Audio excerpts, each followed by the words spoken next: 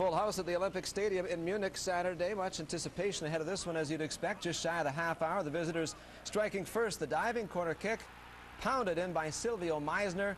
1-0 Stuttgart.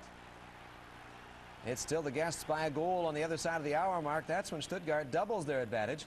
Kevin Karani quick to pounce on the rebound from Oliver Kahn, who is quite generous with this one. And Karani puts it away. Thanks very much, Ollie, he says on the way by. 2-buzz Stuttgart. But hold on just a moment. Just 2 minutes later, the cross headed down for Claudio Pizarro, and Claudio, he's going to crank this one far post and in.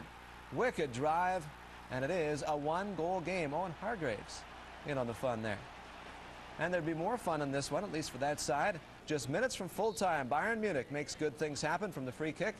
Paulo Guerrero tracking down a rebound and finding some twine along the way. 2-2, Bayern earns the tie and earns tops at that. So Loli Bochum home to Hamburg. Bochum coach Peter Neurer under the gun to turn things around. Hamburg chasing a 4th road win of the season meanwhile, and that pursuit gets a lift in the 26th.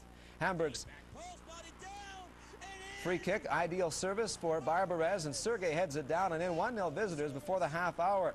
You see the feed for Barbarez on the spot. He out jumps the coverage and heads it home, giving his team the lead. Raymond Kalla, the one victimized by Barbarez. No chance at all for Ryan van Dijnhoven.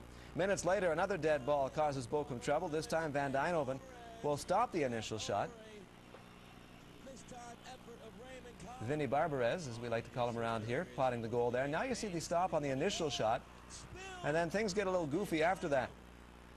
Watch Jerolem give to Colin Benjamin, and he deposits it at the First National Bank of Mesh, I believe it's known as. 2-0 Hamburg, and Benjamin ready to get down and get a little funky. Van Dijnhoven can't hold on to the free kick, and his mates can't fully clear. Watch Jerolem then set things up for Benjamin, and there's no stopping this one from in close. We need another angle for you because there's a little more to this affair. Watch from the back view. 2 nice passes, you know about that, but watch this. It goes 5-hole, and Hamburg looking pretty good. Skipping ahead 43 minutes or so.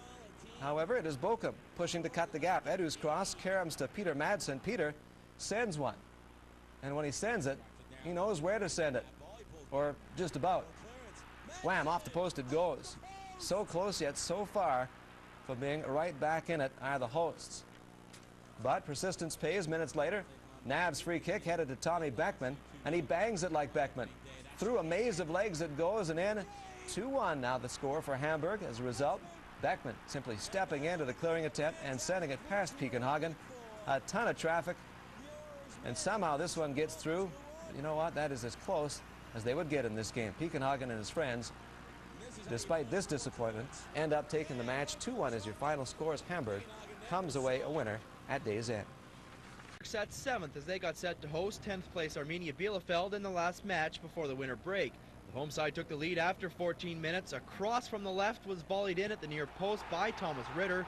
His first goal in the Bundesliga gave the hosts a 1-0 lead. 12 minutes later, Wolfsburg doubled their lead as poor marking at a corner enabled Diego Klimovic to power home a header, and the early season pace setters look to have found their fine form yet again.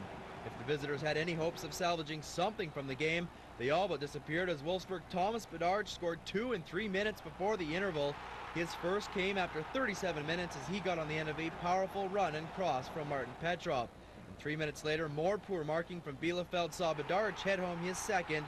It was 4-0 at halftime. The game was as good as over. But Bielefeld would suffer one last goal as Bedard torments defender Peter Gabriel into conceding the penalty. Petrov converts to make the final score 5-0 as Wolves hit